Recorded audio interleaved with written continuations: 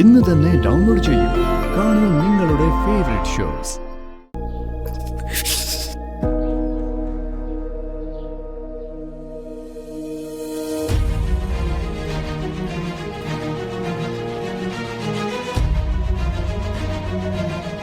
എല്ലാം മനസ്സിന്റെ ഒരു കോണിൽ കുഴിച്ചിട്ട് ഞാൻ ജീവിക്കുന്നത് മഹാദേവ വർമ്മ എന്ന ആ വലിയ മനുഷ്യനെ ഓർത്ത് മാത്രമാ.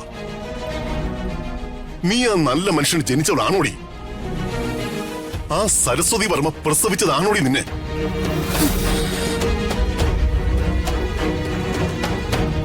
നിങ്ങൾ എന്നിലെ സ്ത്രീത്വത്തെ അപമാനിക്കാൻ തുടങ്ങിയിട്ട് വർഷം 22 കഴിഞ്ഞു. എന്നെ തകർത്ത് കളഞ്ഞിട്ട് നീ പിന്നെയും വന്ന് എന്റെ മുകളിൽ പ്രസംഗിത്തോടി.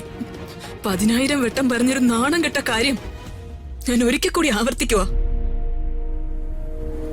ഞാൻ മഹാദേവ വർമ്മയുടെയും സരസ്വതിയുടെയും മകള് തന്നെയാ. പത്മാവതിക്ക് ആരെയും വഞ്ചിക്കാൻ പറ്റില്ല. ഞാൻ ഒരിക്കൽ കൂടി പറയുന്നു, ഇതെല്ലാം ഇപ്പൊ ഇവിടെ നിന്ന് ഇറങ്ങിപ്പോയ നിങ്ങളുടെ ചേച്ചി അംബിക പറഞ്ഞു പരത്തിയ അപവാദ കഥകളാ. അവൾക്ക് ആരുടെ മനസ്സ് കയറി മുറിച്ചാലും ആരെ ഇല്ലാതാക്കിയാലും സ്വത്ത് സമ്പാദിക്കണം. എന്റെയും നിങ്ങളുടെ സ്വത്ത് കൈക്കലാക്കാൻ വേണ്ടി അവൾ ഹോമിച്ചു കളഞ്ഞ ജീവിതമാ എന്റെ നിങ്ങളുടെ.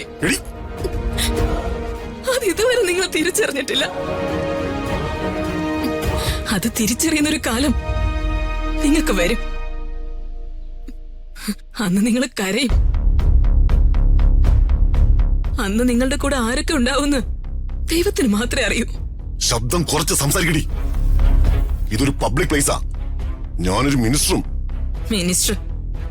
ഏതൊരു ഭരണാധികാരിയുടെയും ലക്ഷ്യം പ്രജകളുടെ ക്ഷേമമാ. പ്രജകളുടെ കണ്ണീരൊപ്പാനാ ഭരണാധികാരി അധികാരത്തിലേറുന്നത്.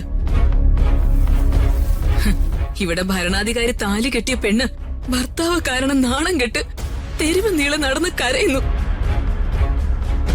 ഭാര്യയെ വിശ്വസിക്കാത്ത ഭരണാധികാരിയെ ജനങ്ങളെ വിശ്വസിക്കുന്നതാ എനിക്ക് അത്ഭുതം. നിർത്തടി. നീ എന്റെ ഗുരുനാഥൻ മഹാദേവ വർമ്മ സാറിന്റെ മകളാ.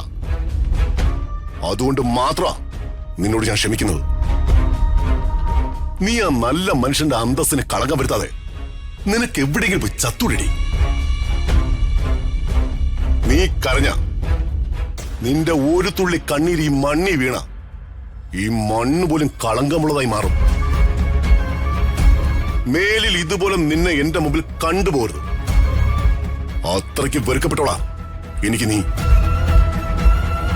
അഥവാ ഇതുപോലെ ഏതെങ്കിലും ഇൻസിഡന്റുമായി എന്റെ മുമ്പിൽ വന്ന ഞാൻ ഇതുവരെ ചെയ്യാത്തൊരു കാര്യമുണ്ട്. അത് ഞാനങ്ങ് ചെയ്യും. നിന്നെ ഞാനങ്ങ് കൊന്നുകളയും. ഭൂമിക്ക് ഭാരവും മറ്റുള്ളവർക്ക് ശാപമാകാതെ എവിടെയെങ്കിലും പോയി ചാവടി.